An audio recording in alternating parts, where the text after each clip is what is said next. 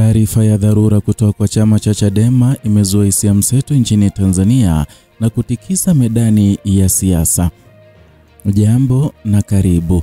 Chadema, chama kikuu cha upinzani nchini Tanzania, kimeibua tahadhari kubwa katika tamko rasmi la tarehe 24 Novemba kuhusu ongezeko la visa vya utekaji ama ukamatwaji na utekaji wa wanachama wake na raia wengine. Kwa maoni ya chama hicho, vitendo hivi vinakiuka haki za binadamu na misingi ya kikatiba, kwani mkurugenzi wa mawasiliano na uenezi wa chama hicho Brenda Rupia ameeleza kuwa wanachama wanapaswa kutambua haki zao haswa wanaposhikiliwa na vyombo vya dola, na huenda wamekuwa wakikabiliwa na vitisho bila uwazi wa maelezo. Katika taarifa yake, Chadema inasisitiza kuwa haki ya kuishi kwa heshima, uhuru wa kuongea na haki ya kupata taarifa ni haki ya msingi ambazo hazipaswi kuvunjwa na mtu au shirika, hata serikali. Chama hicho kinakataa vikali tabia ya polisi kuwakamata watu bila kuwapa sababu au nafasi ya kuwasiliana na jamaa au mawakili. Huu ni mwito wa chama kwamba vyombo vya usalama visitumike kueneza hofu badala ya kulinda usalama wake. Kwa maoni ya Chadema, polisi wanapaswa kuwa walinzi wa haki badala ya kuwatisha raia, na chama hicho kinadai kwamba hata mtu anakamatwa kwa tuhuma halali, ni wajibu wa polisi kusimulia sababu ya kukamatwa, kuruhusu mawasiliano na wana sheria au jamaa, na kuhakikisha kuwa mazingira ya msikiti, mahakama au polisi ni salama na yeyote ama na yenye utu wa mtuhumiwa.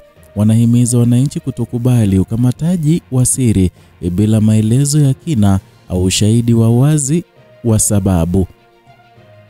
Tamko lao limeibuka katikati ya mfululizo wa visa vya utekaji na kushikiliwa kwa wanachama wa chama hicho kabla na baada ya uchunguzi mkuu wa Oktoba tarehe 29, hatua ambayo inaonekana kama mpango wa silaha ya kisiasa kupunguza ushawishi wa upinzani.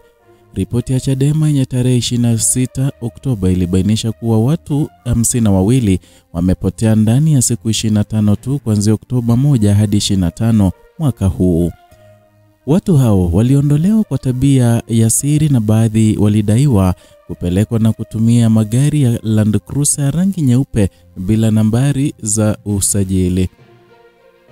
Kwa upande wa kisheria, mahakama ya juu ama ukipenda High Court ilitoa uamuzi uliogusa kabisa. Ilithibitisha kuwa watu kadhaa walikuwa wamedungwa mahabusu kinyume cha taratibu na kuagiza kuachiliwa mara moja kwa baadhi ya wanachama hao wa Chadema waliohifadhiwa bila maelezo ya kutosha.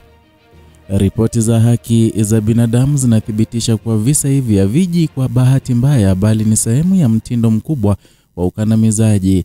Human Rights Watch iliripoti kuwa tangu mwaka 2015 kumekuwa ama ilikuwa Februari mwaka 2015 takriban ya kesi 100 za utekaji na uondoshwa bila maelezo zimeandikwa.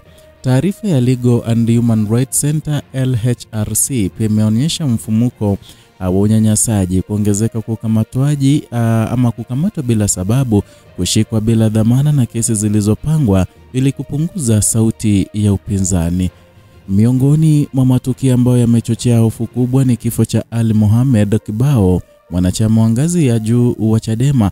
Alipotea na baadaye mwili wake ukaonekana ukiwa na majeraha makubwa na alikutwa akiwa na alama za unyanyaswaji, akisema ripoti ya Tume ya Haki ya Binadamu ikisema ripoti hiyo ya Tume ya Haki za Binadamu.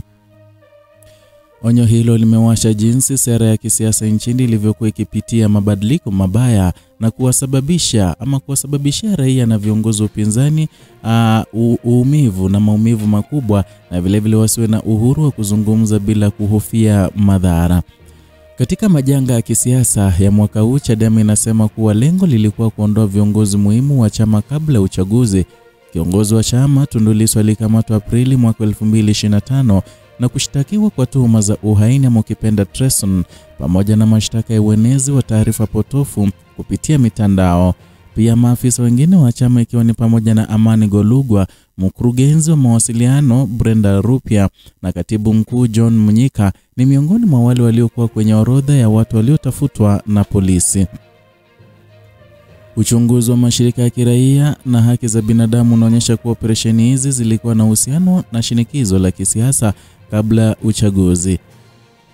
Civicus, shirika la ulinzi wa haki za kiraia, liliripoti kwamba kukamatwa kwa Golugwa kulitokana na kampeni ya serikali ya kukabiliana na upinzani baada ya maandamano ya uchaguzi. Viongozi hao kadhaa walikamatwa na ndani ya siku chache alafu kadhaa ya watu walitumiwa kwa mashtaka ya uhaini, hatua ambayo iliwakilisha kuongezeka kwa uadhibu wa kisiasa. Vyombo vya haki za binadamu vimeelezea wasiwasi mkubwa kwamba mfumo wa uongozi unatumia mashinikizo ya kisheria na operesheni za faragha ili kupunguza ushawishi wa siasa. Amnesty International ilitaka serikali kufanya uchunguzi wa kina na ukandamizaji, kuachilia viongozi wa upinzani na wahusika wote wa vyombo vya ulinzi wa usalama ambao wamehusika na visa vya ukandamizaji wa raia. Na kulingana na taarifa yake, kukamatwa kwa Lissu kulikuwa ni sehemu ya kampeni kubwa ya serikali ya kuwatuliza wagombea wa upinzani. Tayari ripoti ya chama hicho cha upinzani imeonyesha kuwa baadhi ya waliotekwa ni watu wa kawaida, walimu, waumini wa dini, wahubiri, hata mtu wa kawaida akiwa na mtoto mgonjwa nyumbani alitekwa. Uwasilishaji wa madai haya mahakamani ulionyesha kuwa tabia ya kukamata watu kwa ajili ya mawazo ya kisiasa ni mpango uliopangwa na kuenea kote Tanzania, si matukio ya bahati mbaya. Na katika tathmini ya mwelekeo wa kisiasa, mataifa na mashirika ya kimataifa yameonyesha wasiwasi mkubwa. Umoja wa Ulaya EU ulitoa tamko la kuchukua hatua za kusikiliza maoni ya upinzani na kuanzisha mazungumzo na vyama vya siasa na jamii ya kiraia ili kuimarisha uwajibikaji wa serikali. Ongezeko hili la ukandamizaji linaonekana kuendana na hofu ya mabadiliko ya kikatiba.